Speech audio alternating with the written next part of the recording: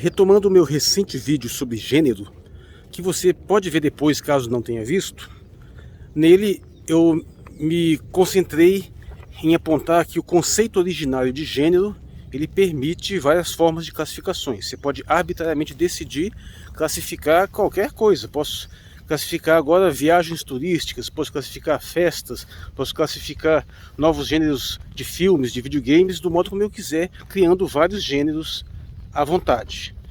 E nesse sentido, trazendo o conceito de gênero para a sexualidade e as identidades, né? Sim, é perfeitamente defensável que você possa criar gêneros novos, né? Porque a princípio eles não estão falando na criação de sexos novos, mas de gêneros. Ocorre, porém, que todo o feminismo se baseia no conceito de que gênero é uma construção social. E eu digo que sim, ele envolve construção social. Você não pode perder de vista também que ele se refere aos comportamentos. Então existe uma distinção entre o sexo físico, corpóreo, biológico, e o elemento psicológico do gênero, que admite um grau de construção social inevitável, bastante elástico, mas muito menos elástico do que eles querem fazer crer. E aí é que está o detalhe. Ao longo de toda a história humana, permeando infindáveis culturas e diversas civilizações, ao longo de uma história que só de escrita tem mais de 6.000 anos, sem contar mais de 100.000 de experiências humanas, por todos esses 8 bilhões de habitantes que existem hoje e os mais de 100 bilhões de habitantes que existiram antes, a humanidade construiu dois gêneros, masculino e feminino, baseados na realidade física corpórea, como eu coloquei lá no vídeo. Então você tem o direito de construir a sua própria identidade de gênero, construir o seu próprio gênero do modo que você quiser. Direito você tem, mas ninguém tem obrigação de aceitar.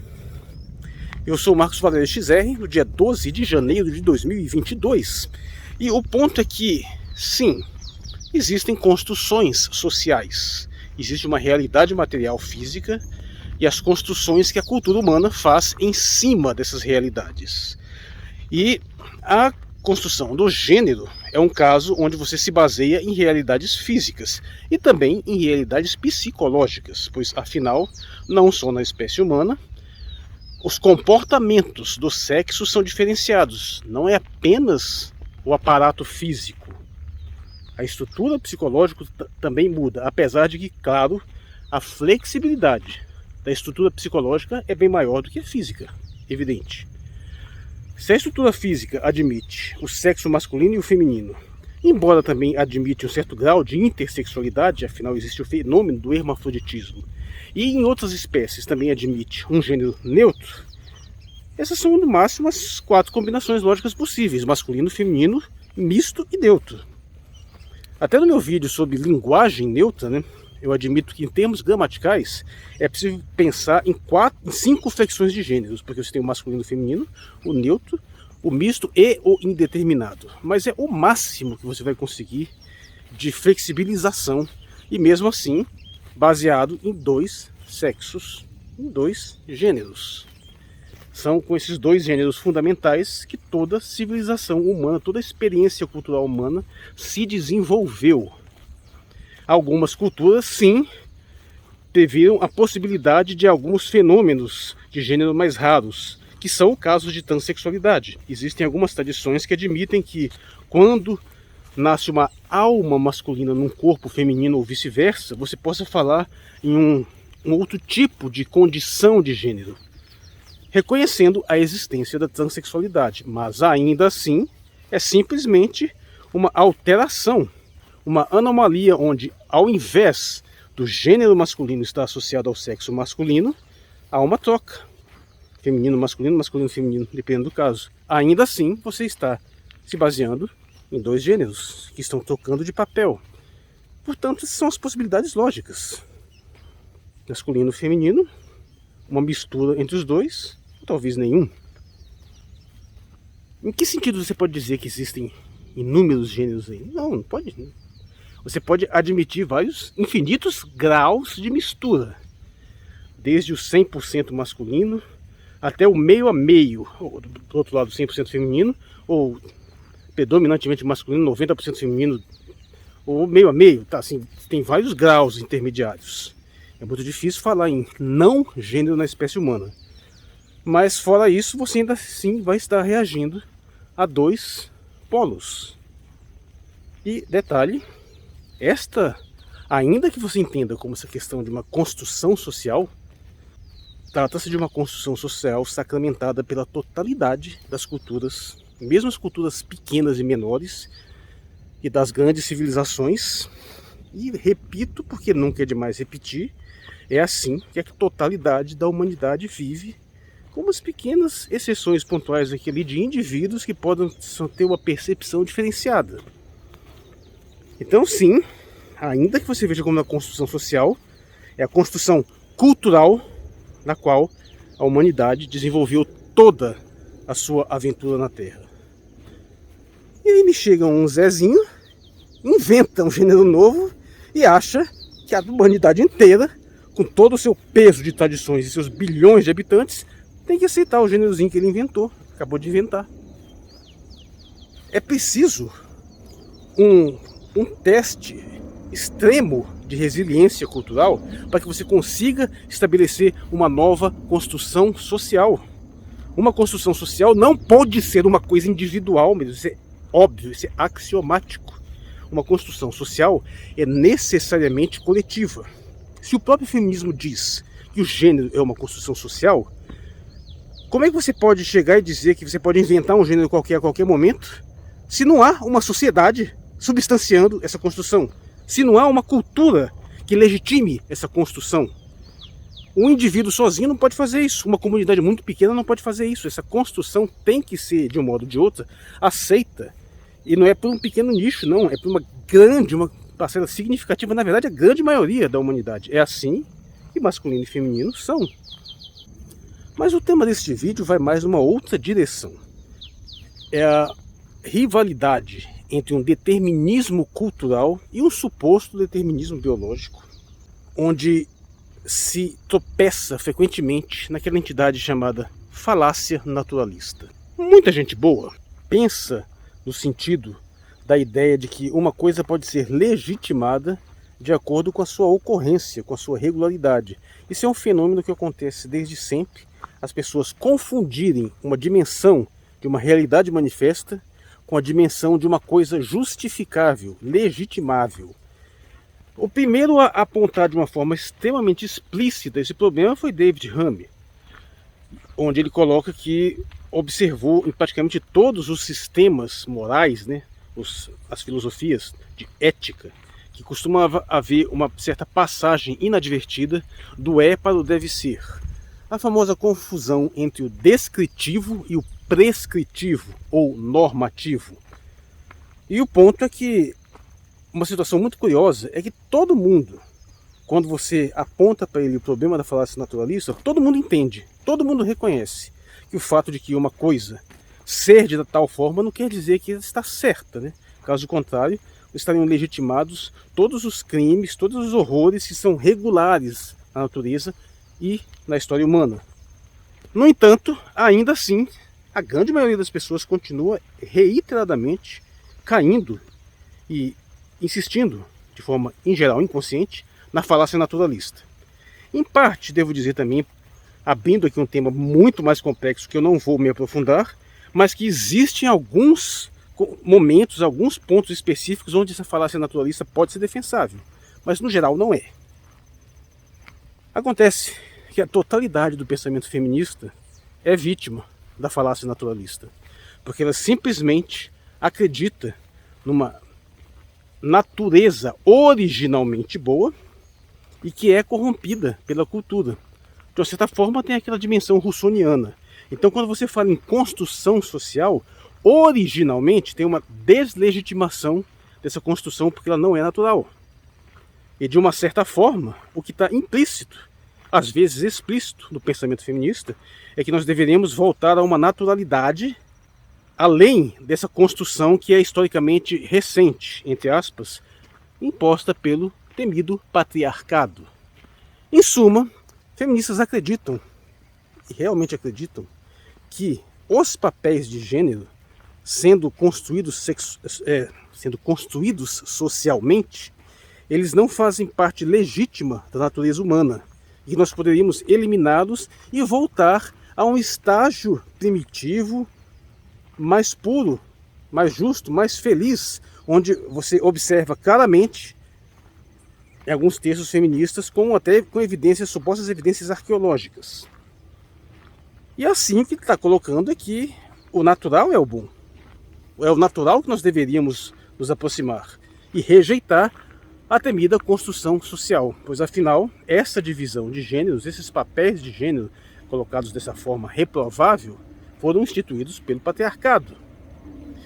Bom, o grau de dissonância da realidade com isso é tão grave que não exige muito tempo, né? Basta você observar que se fosse uma questão de nos aproximarmos da natureza, a primeira coisa que teria que acontecer com as mulheres, elas terem filho um atrás do outro e engravidando o tempo todo, porque esse é o estado natural. Não se admite a contracepção na natureza, não se admite a abdicação da maternidade na natureza.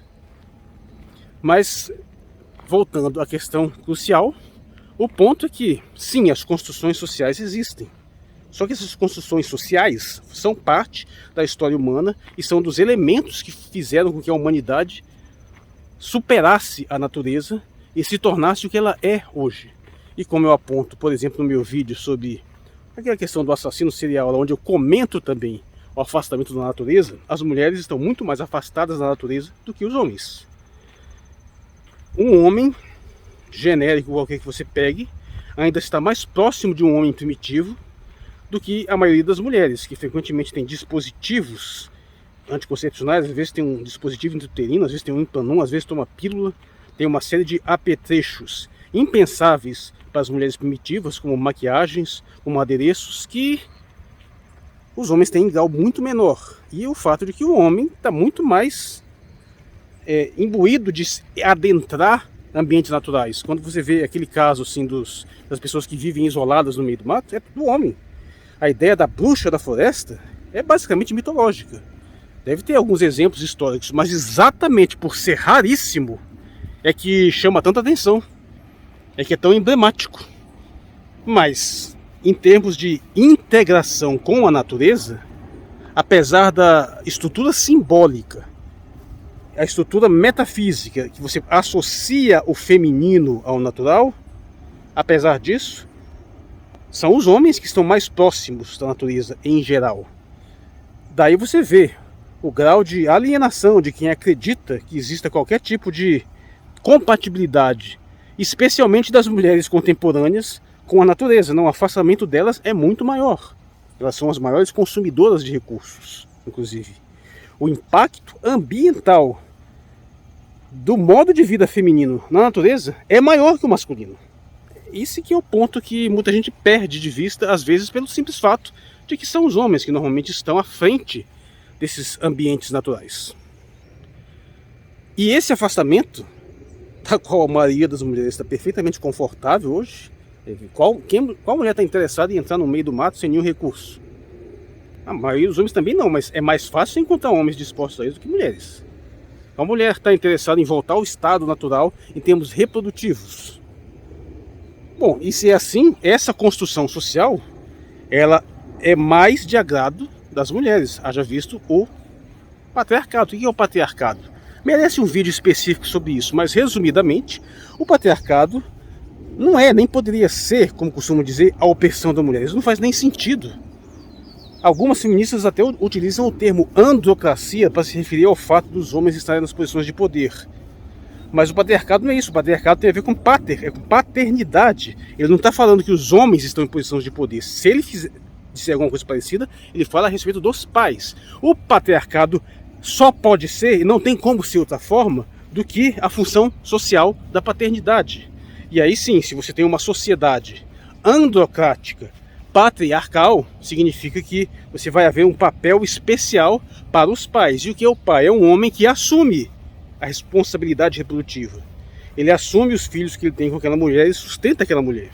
Isso é a única forma de você entender o patriarcado, a única forma do patriarcado fazer algum sentido. Porque você reduzi-lo à opressão das mulheres é um nonsense delirante. Porque primeiro que você teria várias outras formas de se referir a isso sem utilizar uma coisa que pressupõe o conceito de paternidade. Mas também o fato de que, historicamente, as próprias feministas admitem que esse fenômeno acontece em algum momento histórico específico. E ele faz uma diferença enorme no desenvolvimento da humanidade.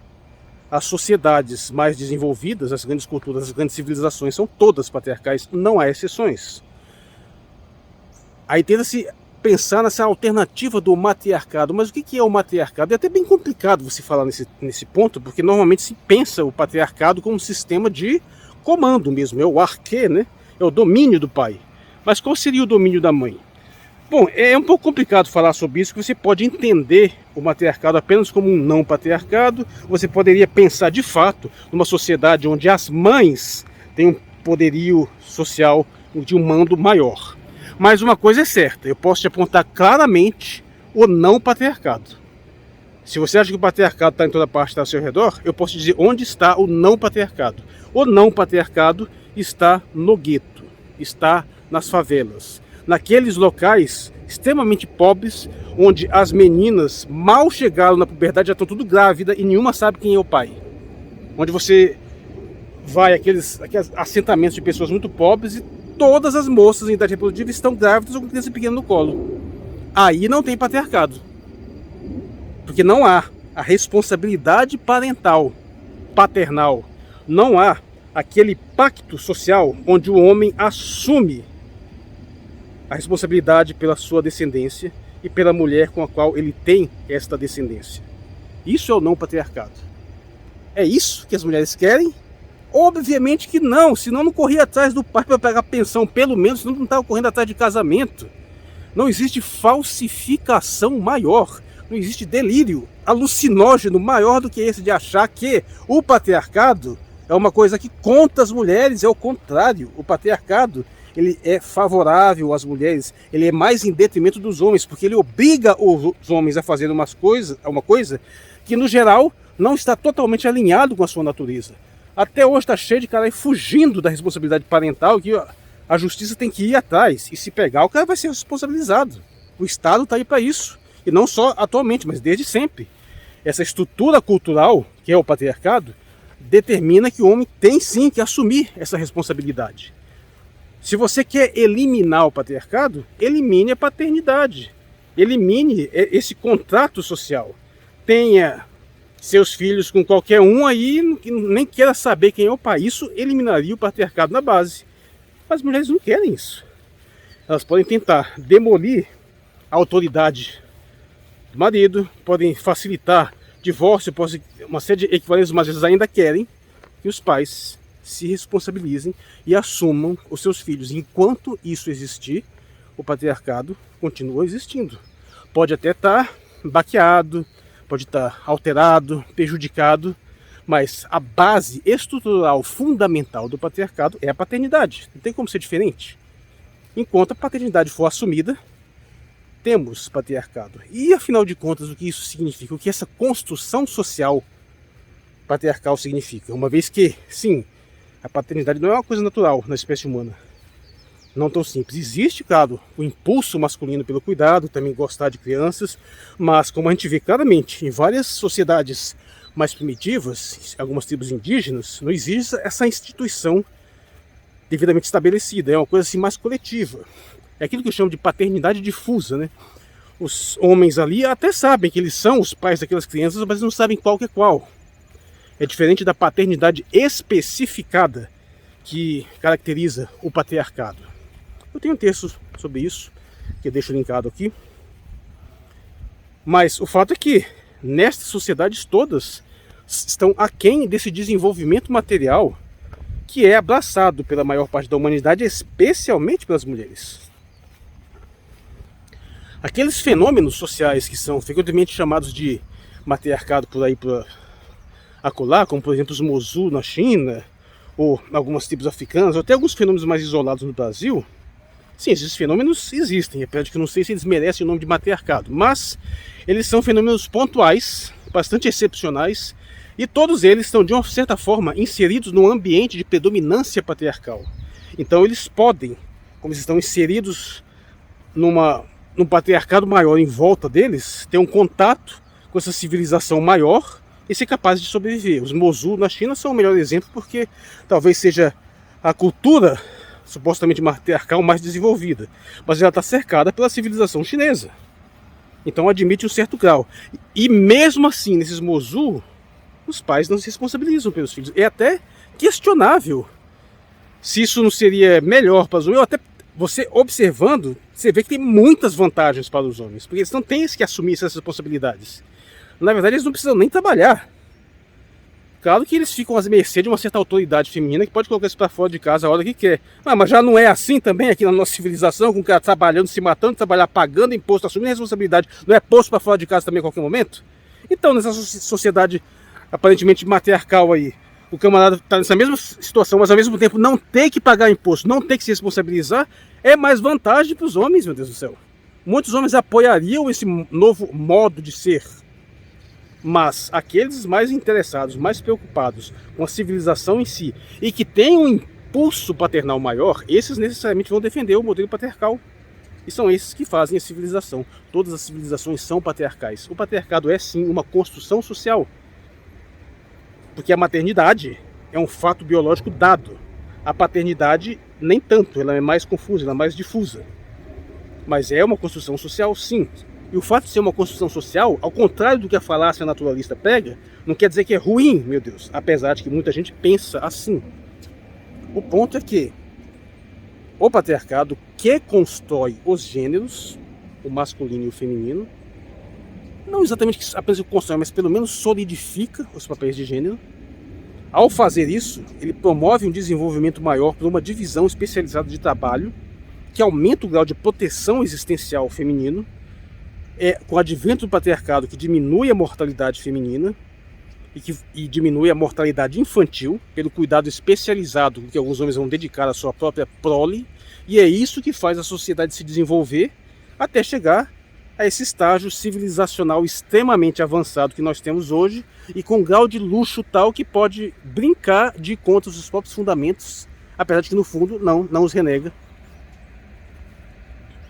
Mas basicamente a ideia, essa pincelada geral, que eu queria conectar essas temáticas da falácia naturalista, da construção social e do patriarcado, são temas totalmente relacionados. E retomando ao começo, sim, se o gênero nesse sentido é uma construção social, quer você acredite que seja pura construção social, ou como eu acredito, que é uma construção social que se baseia numa realidade psicológica biologicamente dada, independente disso, o fato é que essa construção em si, ela precisa do aval de uma cultura, de uma sociedade.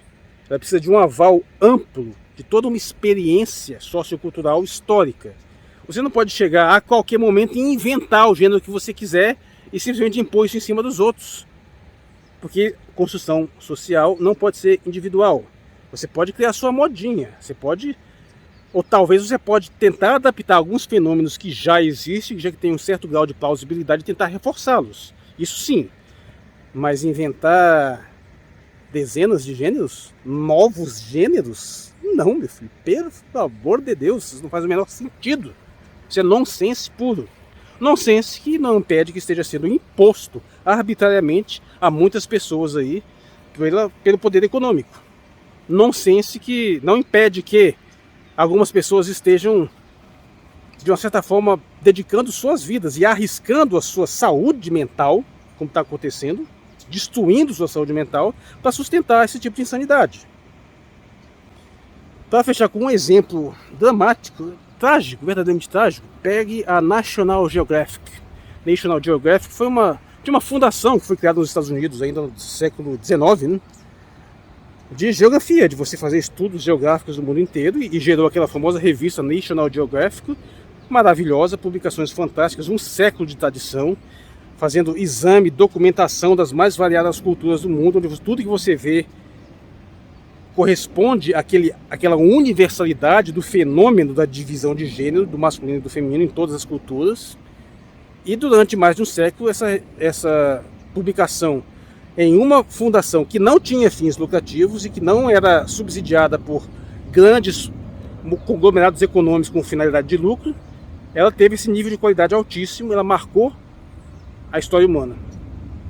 Em 2012, 13 mais ou menos, alguma coisa assim, essa fundação foi comprada por órgãos econômicos, que começou a ser financiada.